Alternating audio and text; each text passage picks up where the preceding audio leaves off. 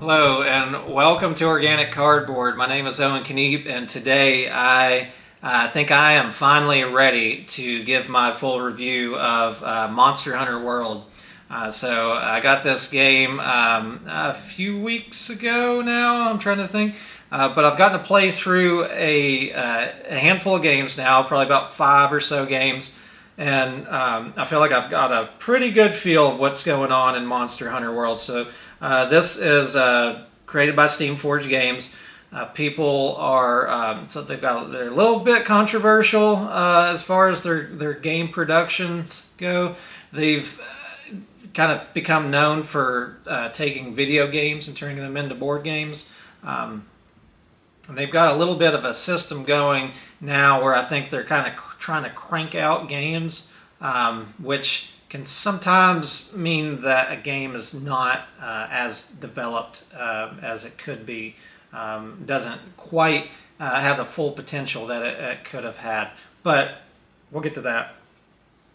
Monster Hunter World, if you're not familiar with the video game, this is based around you being a hunter, and you are going out into the wilds and you are going on quests, these assignments that are given to you by this Hunters Guild, where you are going to take down like a big gargantuan beast that the guild is commissioning you to do so, and then they're usually paying you a little bit, and otherwise you're getting items that like parts from the monster. You're going to get to carve off parts of the monster and get some quest rewards at the end as well. And you'll take those parts back, and you'll get to produce new armor and new weapons. The game's really known for having like these very I don't know if asymmetrical is maybe the right word, different weapon types that can completely change the way that the game feels as far as all the combat goes. So one weapon will play completely different from another weapon, other than doing damage. They all get to do damage, but you're going out again, just kind of rinsing and repeating this idea of taking a quest. There's not a whole lot of storyline in the video game. There's not much at all in the video in the board game either. But you're going out again, just grinding through these monsters, sometimes repeatedly, to get all of the items that you need, so you can make like a complete set and wear all of their skin if you want to. So the way I'm going to compare this game to the video game, I'm going to talk about the things. I'm going to talk a little bit about. I'm going to kind of do a turd sandwich here. I'm going to do a little bit of the things that I like to start off with. I'm going to talk about all the negatives. I do have a good handful of negatives, and then I'll finish off with the rest of what I like. So first off, I am a huge Monster Hunter fan. So I've played the game since it first came out in 2004. I think I got it when it was, if it hadn't just come out, I got it when it was like, basically it just come out. Really am attracted to this idea of playing this game that's not quite a survival game, but kind of has that feel that you are a lone individual out there, rummaging around through the wilds, picking up items, crafting them, making them into things that can be useful for you to ultimately go on this epic hunt and take down this very hard to defeat beast, whatever it may be, and then gaining the spoils afterwards, and getting to improve yourself. There's no leveling in this game. All of the leveling that's done is just acquiring new equipment, and so you actually have to develop your skill. That does kind of translate into the board game as well, that you're having to develop your own personal skill rather than just simply relying on experience that you might gain off of like a classic RPG game, or even relying completely on your armor and weapons. You have to actually play it right, which takes a little bit of experience. Just like in the video game, it takes a little experience to figure out what you're doing on the board game. So I absolutely love the IP. I think that the miniatures are exquisite on the game. the level of detail. I've seen people that have painted these up. Unfortunately, I have a little bit of a hard time getting myself to paint things, but the ones that I have seen painted, man, they look absolutely phenomenal. At least the majority of them do, and they really lend themselves. So if you're a painter, if you are like just interested in painting a game, the miniatures in here are great. But let's. I'm going to do just a real quick. I'm going to try to make this quick overview of what's going on, like how the game actually plays. So you're going to have a quest book that you're going to go through anytime you are taking on an assignment for one of these monsters. You're going to find it in this quest book, and then it's got a little bit of flavor text that will simulate you traveling through the game, because the board game itself is just one board. You're not doing any traveling directly in the game, but you've got like a little kind of sort of storyline that you're following. Not really a storyline, but you're kind of a pick and choose your own adventure that you're doing. You're going to have decisions that you get to make as you are running around, and maybe you're trying to pick up little tracking tokens that will benefit you in the battle against the monster by taking out some of his better attacks and things from his attack deck, and then you might pick up some useful items. But the whole time you're doing that, you're dealing with a time deck. So you have a time deck that's usually like 35 cards, and it'll be out of a deck of like 45 cards. So they're going to be randomized. You won't know exactly what's coming up on each of them. And then as you're taking decisions in the quest book, you're going to be removing cards off of your time deck. You won't be resolving them necessarily at that point, but you're going to be taking them away from your ability to have that time later when you are actually attacking the monster, because every time a hunter takes a turn, they're going to also be taking a time card off of the deck. And when this deck is empty, if a hunter is taking their turn and they need to draw a time card and there's not one there, then you are out of time and you just simply lose. Just like in the video game, you're also timed, so you can't slowly chip away at this guy. You're going to have to get in there and do some real damage and not pussyfoot around too much. So you're balancing that quest book out. You're having to decide how much time you want to spend futzing around and getting whatever items that you might be able to acquire, and then you're knowing that the longer you're spending out there, the less time you're going to have to actually hunt that monster. There's usually some direction, like some strong enough hints in the game that you can kind of quickly get to the monster if you want to, but it's otherwise you don't know what your decisions are going to take you to, except for if it says it directly on the choices of that particular choice that you might be taking. And then you'll find yourself at this essentially an arena that you're fighting the monster in. That's going to be the board itself. So on that board, then you are going to immediately have a deck of cards that the monster is going to be doing attacks from. They'll always get to go first, and then all of your hunters will react based off of whatever that particular attack was. These cards they look a little confusing when you first look at them, but they're really simple. They make the gameplay really fast. So it'll tell you first off who the monster is going to be directing its attention towards, and then how any movement that they may be doing, the attack itself, how much damage it'll do if it hits, the range of that attack, and also what direction that attack is, because sometimes the monster is doing some whippy thing or whatever, and it's kind of like whipping around and hitting everybody around it within a certain range. And then it'll tell you how many hunters can then take a turn after that, and then how many cards that those hunters can play. So each of your hunters has both an attack deck and a damage deck, and they're going to have this stamina board that helps you keep track of how many cards you have down that are going to represent the amount of fatigue that you're dealing with. And so you're not only playing cards down for attacks that are going to fill up that board, which is going to consist of you only having potentially five cards down on that board at a time. Then you can't do anything because you're too fatigued. So you'll be playing them down for attacks, but you'll also be playing them to dodge. The dodge value on each one of these attack cards is going to show, like, how much dodge value you have to play. Each one of your attack cards is going to have also a dodge rating on it, so you can play them for dodges instead. And then that'll allow you to kind of move around the board and get away from the monster. But it's also going to fill up your stamina board. And it's also going to deplete your hand, so you won't have as many cards in your hand as you're going to actually do an attack. So you may have to take your turn to actually just rest a little bit if you've had to spend so much time jumping around and kind of leaping away from the monster.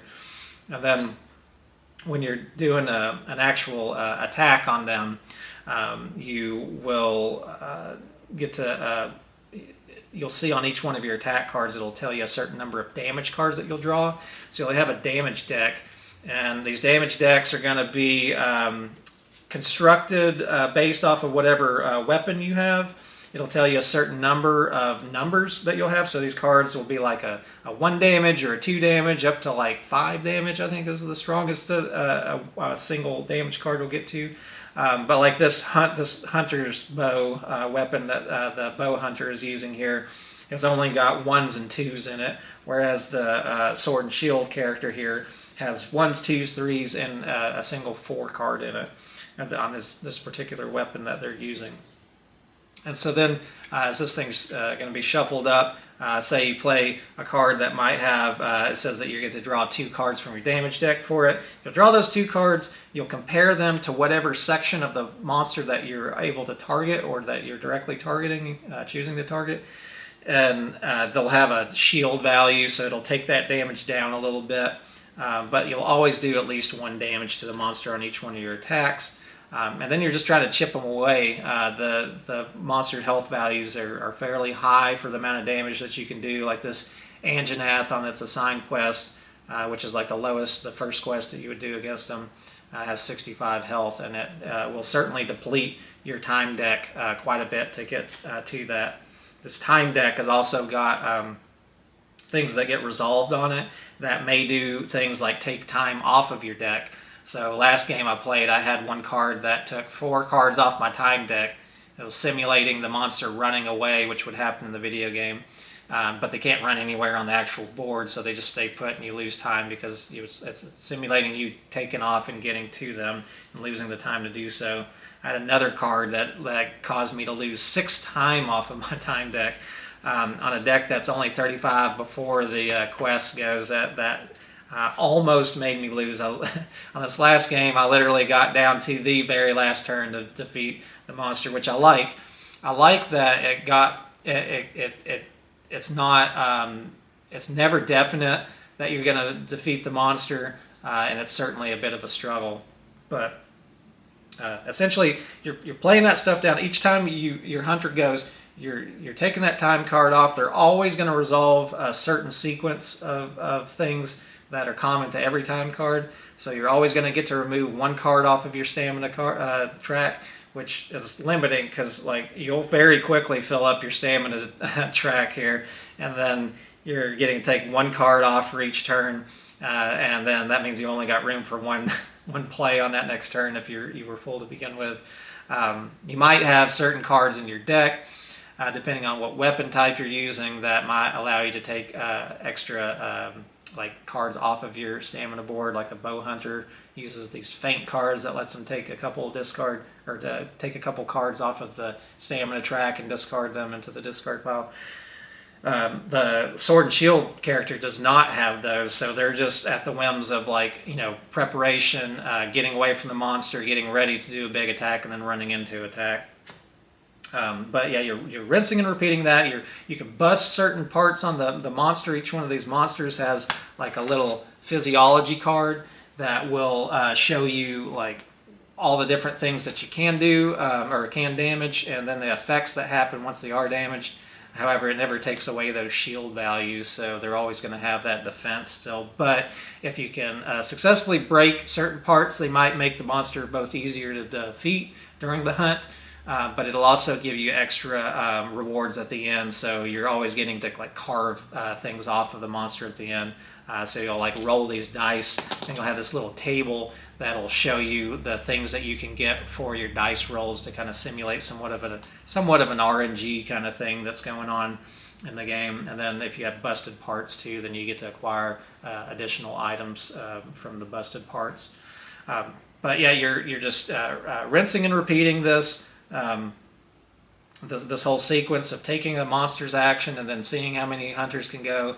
The hunters will always go evenly, so they're not in any particular turn order, but once a hunter goes, then they'll have to flip their little token over to show that they've gone, and they won't be able to go until everybody else's tokens are flipped over. So in a two-player game, as soon as the next person goes, then both of them will flip back over, and then you could have one hunter go 2 times in a row. So take that for what it's worth.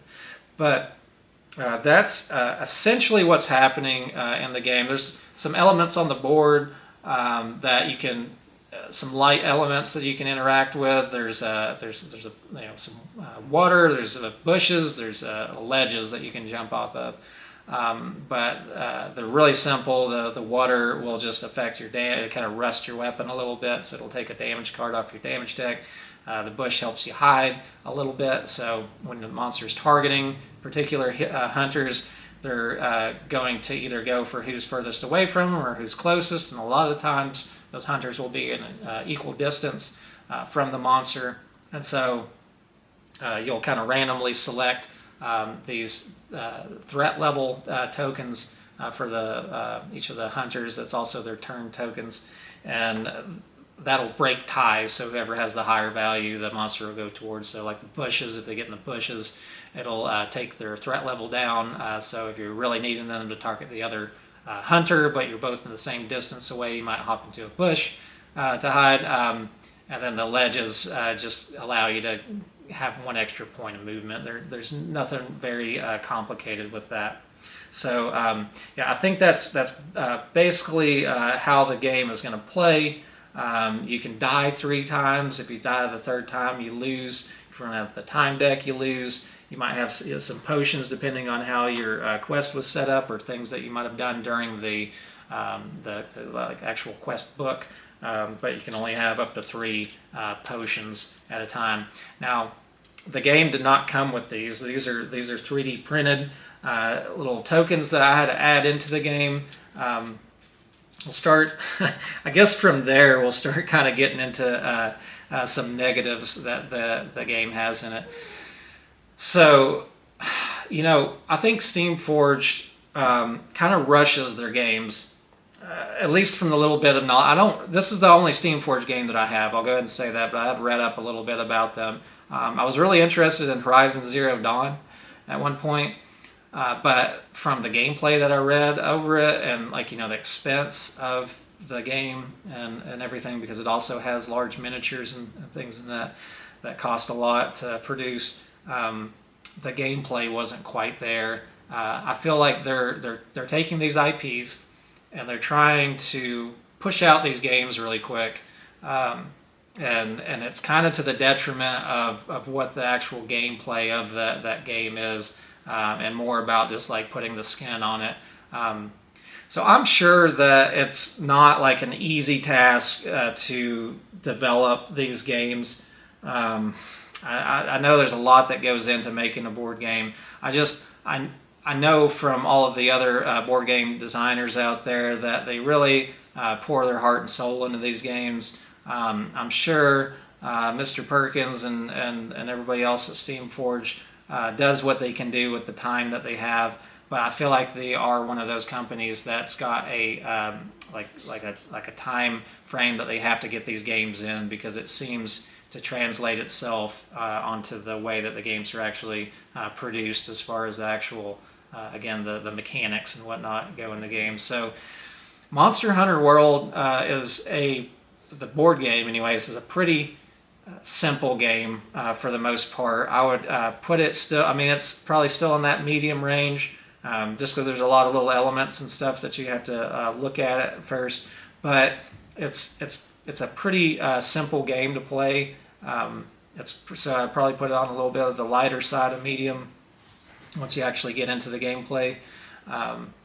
Now, they really like dialed back a lot of the complexity from the video game. So one of the things that I was starting to allude to was the potions. So first off, they don't even have potion tokens in the game. This again are I made these myself. I will go ahead and say I borrowed like the images from other 3D designers, and then formulated and make the tokens that I wanted myself. But the only items that you're going to use in the game are potions, and you're limited to 3. Normally, the way that the game's set out, you would just have a piece of paper and just write how many potions you have at a time, which is kind of lame because you're repeating those back and forth quite a bit. In the video game, you would be running around picking up items as you were fighting the monster. You would be taking a lot of potions, you'd be taking a lot of hits and kind of filling yourself up. The most potions you're ever going to have in the game are 3 on the board game. So that's kind of a weak element in the game. The video game was really big about using items as you played, so they pretty much did away with that. There's like when you're setting up the board, you've got these start locations that you would be at. That your hunters will also can re-enter the board at if they die, and they didn't even give like tokens to show where those start locations were at, which is also kind of lame. So I also printed off these little start locations so I didn't have to keep flipping back through the quest setup or the game set for the particular match that you're having. You can die 3 times in the game. There's no way to track that unless you want to just like maybe take a dice and set it. But I mean, it's just little things like that that are slightly irksome. But one of the biggest things, probably the biggest thing that I really feel like Steamforge just kind of dropped the ball on, as far as including that content that really makes it feel like Monster Hunter, are the palicos. So in the video game, you would have they're like an integral part of the video game are these humanoid cats that run around, and they're like doing all these things that are helping they kind of work in tandem with the people. They live in the town, and you'll also always have like a little palico buddy that's helping you out on the Monster Hunter world. You only had one. On some of the other ones you could have multiple ones, but they simulate like you having another person to play with. So if you're playing by yourself, you could have a palico. So when you're playing a solo game on the board game, you can each one of you would have 2 hunters if you're playing solo, or if you're playing a 2-player game, you have 1 hunter for each person. Each of those hunters are going to get a palico, but all the palico is on the board game is this single card, and it's essentially just like one of the tool types that your palico would have.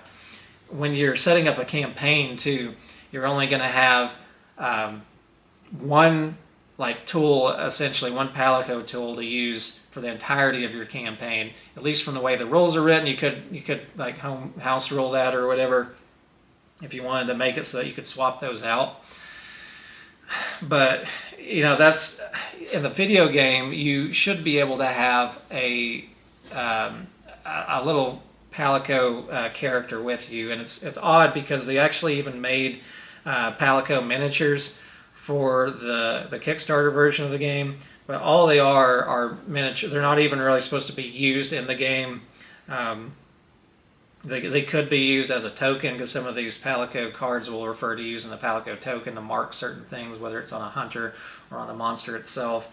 I guess you could use these miniatures and place those in place of them, but they really should have had some kind of way to have the palico out on the board, helping you distract the monster. I've seen some really cool homebrews that people have done where they've made rules where instead of when you're playing the game solo, instead of you having to use 2 hunters, more like the video game, you just have 1 hunter and a palico, and the palico has a certain amount of health, and it's basically acting as like a distractant distracting the monster as they would in the video game. They're not doing a lot of damage in the video game, but they help you to get the monster's attention off of you. And then every time they die, they keep coming back every so often.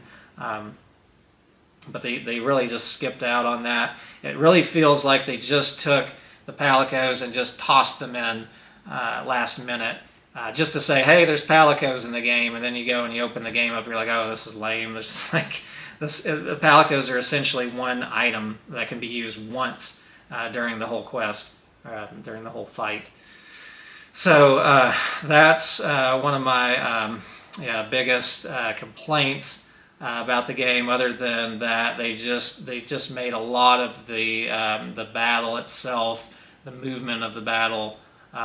They took that out. So you're not moving into different areas to fight the monster. If it runs away, you can't they really should have maybe had at least like 2 boards so that if a monster runs away, you have to go run after it. They kind of simulate that with the time cards, but it's a little weak. In the board game here, you've got you can either play the campaign where you're continuing with the same hunters and doing progression where you're getting items and making weapons, or you can play the arena. And then in the arena, it's more like the video game in the sense that you're in one area the whole time, fighting with a preload of weapons and armor. So the board game is essentially just all one arena. As far as the video game is concerned, you're basically just playing a series of arenas. So yeah, that's a little lame. So going back to the things I like, to finish this turd sandwich and put the good stuff back on top. The things I think they really did well in the game is the actual battle itself. Now so Monster Hunter World was the video game was like the pinnacle of the series. You really felt immersed in it. You're really interacting with this world, so to speak. You're interacting with the environment, and you feel a lot more tied into other things that are going on besides just the basic fight that's going on.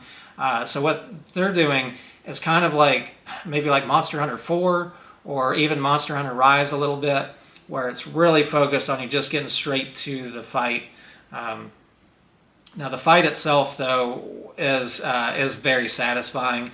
You've got this back and forth that's going on with these big hits that the monster is doing to you, and you're barely surviving, and then you're either trying to heal up real quick or just get in there and do whatever attacks you can do before you get carted away back to the camp, and then you have to kind of come back out and redo it again and hopefully get through it before that's happened 3 times.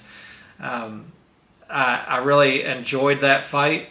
I think that the cards themselves, these little attack cards, are really fun because you don't know exactly what the monster is going to be doing, but you have this like little tell, so you know who they're going to be targeting towards, and you know what like body part they're going to be using to do that attack with. And as you learn the deck of the monster's attacks, then you might be able to know almost with certainty sometimes what exactly they're going to be doing. Just like on the video game, you would also be able to judge those attacks as they go. And it's engaging. There's a thrill that comes out on the board game. So as you're pulling these cards off and you're like, you're just hoping that you're going to get by, and then you happen to get a card where like the monster did a real slow action, so you're going to have a lot of hunter turns afterwards, and you're just trying to figure out how to make that work and survive and get past the monster to win the day.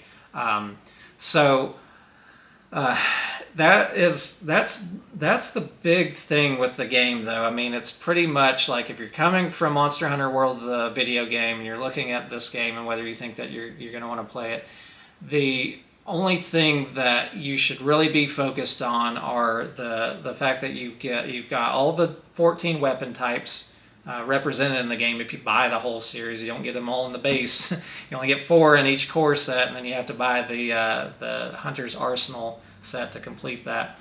But you will get to use each one of the weapons each one of the weapons feels different. They feel like they're essentially supposed to feel. The way that they're playing. There's some of the specialized weapons have like whole extra rules that go along with them, like the gun lance or the hunting horn. Some of the more complicated weapons from the video game. So that works really well. And then again with this direct combat, that's what you're going to be focusing on in the board game. So be ready for that. Don't expect that you're really gonna. It's more like Monster Hunter. It's not so much Monster Hunter World. So even though it's got all the pictures and it's got the miniatures and it's got the going off the pictures. And one of the things that people may or may not like is that they use a lot of the assets from the video game itself. So all of your armor and weapons and stuff are just like direct 3D models of they are the images from the video game. I personally like that because I love the IP, but I know some people that are more of just board gamers might look at that and say, oh, that looks a little lame and not like thought out or something, or like not very artistic. But I enjoy that myself. So as far as this game so the rating that I would give the game is a little bit complicated because I think I'm going to have to give this 2 separate ratings. So I'm going to have to give it my own personal rating, and then I'm going to have to give it an objective rating. Personally, for me, because I do love the IP so much, this is probably going to hit in like an 8.5 out of 10 for me. Maybe even closer to 9 because I've really enjoyed my own plays of the game and my personal experience. But I'm going to leave it at 8.5 out of 10. That means that this is a game that I am actively wanting to play because of the simplistic nature of it. And this is kind of a pro and con of the game, but because of how simplistic the actual gameplay of it is, I feel like I don't have to like mentally invest myself so hard when I'm getting ready to pull this out. It is a little bit to pull out. The insert is okay that they give you, but once you sleeve the cards, you're pretty much going to need a new insert. So I've printed out a whole insert. It seems to work pretty well for me.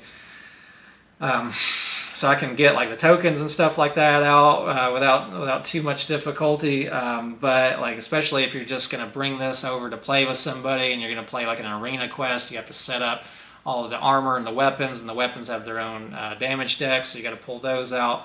It takes a little time to get out onto the board itself. But overall, that simplistic nature of the game, the way that as far as the actual gameplay goes, means that I can just kind of get into the fun of fighting over and over again, and I enjoy that. Now, this is an expensive game.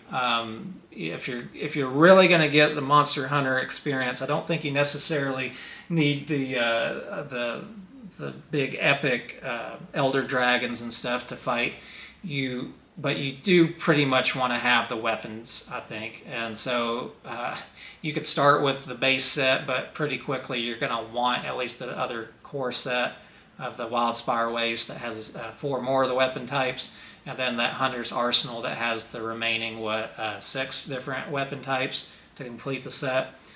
Because a huge part of Monster Hunter is to have like all of the different weapons and the different weapon styles to fight with. So that's something to consider if you are not a Monster Hunter fan of the video game. If you weren't, if you hadn't played the video game and you were coming to this game, somebody brought it over and they were like, "Hey, let's play this game that I got. It's called Monster Hunter. It's based off of this video game that's super popular." And they're like, "Okay, cool. Yeah, we'll try it out. Awesome miniatures. Looks really, has a nice presence on the table." And then they get through the actual gameplay. I think they're going to enjoy the game. I don't know if they're going to rush out and want to buy it themselves. Again, one being because of the cost of the game itself. I'm not sure how much this retails for, but for me to get the whole Kickstarter set, it was like £301 to have that shipped and everything. I can't remember what that translates to in dollars at the time. I think it was something under 300, but still a big chunk of money to pay to be able to get all this content. But the rating, the objective rating that I think that this game would have, I want to say that it's going to be more of like a 7.5 out of 10. Once it's hitting in those sevens, I'm saying it's a game that you're going to enjoy playing when it's brought out. You're not necessarily like, rushing to go either buy it yourself or like say, hey, let's get that game back off of the shelf. You are, again, I think going to enjoy this game. But if you are not invested in the IP, I don't think that it's going to be a game that you necessarily feel like you need to buy yourself. If you probably have a buddy that is like, in love with Monster Hunter like myself, and so you can probably just go play it with them. But again, if they would have included things like the palicos in a more integrated way, if they would have had maybe like a little more like items and stuff, this could easily have been a 9.5 for me. I would have been absolutely enamored with this game. I still I do love the game overall.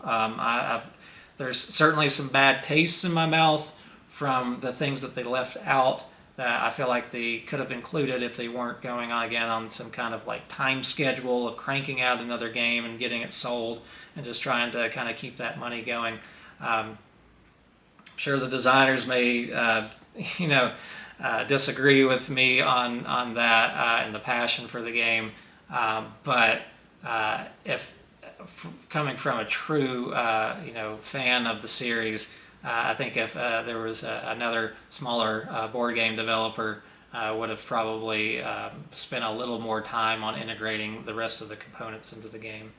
But that's it. I think that pretty much covers everything I have to say about Monster Hunter for today. Overall, again, really enjoyed it.